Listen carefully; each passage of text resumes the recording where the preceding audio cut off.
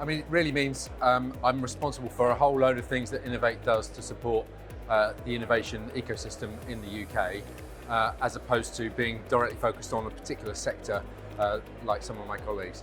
So things, for example, like I'm responsible for the funding that goes into create the catapult centres, including the MTC, where I have the pleasure of being today, part of High Value Manufacturing Catapult, which is part of the overall network of catapults, but also our work on talent and skills, looking to create and support spin-outs and startups and that commercialisation journey for businesses, and then a whole load of our work that we do to provide grant funding to small businesses to help them to scale and thrive in the UK.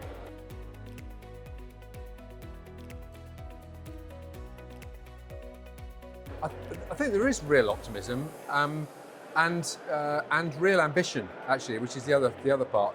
I think the optimism comes from the strength of expertise and facilities and universities and all of that comes together in the UK.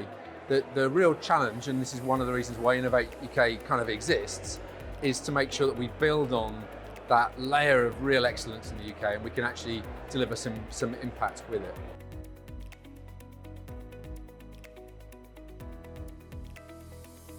We work very, very closely with industry. We listen to industry all the time. This is all about providing what industry needs.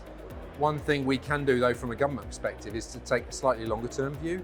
A lot of industry is struggling to get people, obviously today, or to understand what their supply chain is going to be for skilled workforce, maybe in 3 years' time as they build their business models. What we're trying to do is look at the 5 and 10 year sort of time frame, really understand the convergence of technologies, what future sectors are going to need, particularly as we look at challenges like going to net zero. And then if we build that roadmap and then we provide that data to government so they can start designing the courses of the future and then building that pipeline of workforce so that when the businesses really need it, those people are already there, rather than us always having that lag and the gap in the system.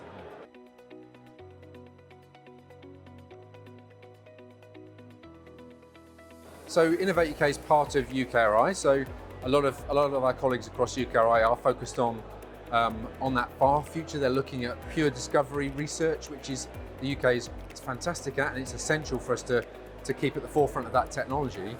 The reason why Innovate's part of UKRI is we can build on that excellence and try and bring some of that impact into that medium term, if you like. Now, but when you look at 2050, it isn't very far away, and if we're going to hit net zero by 2050, we need to have been implementing some of those solutions today, or at least in the next 2 or 3 years. So that's where Innovate, working with business, can start to put some of those solutions together now.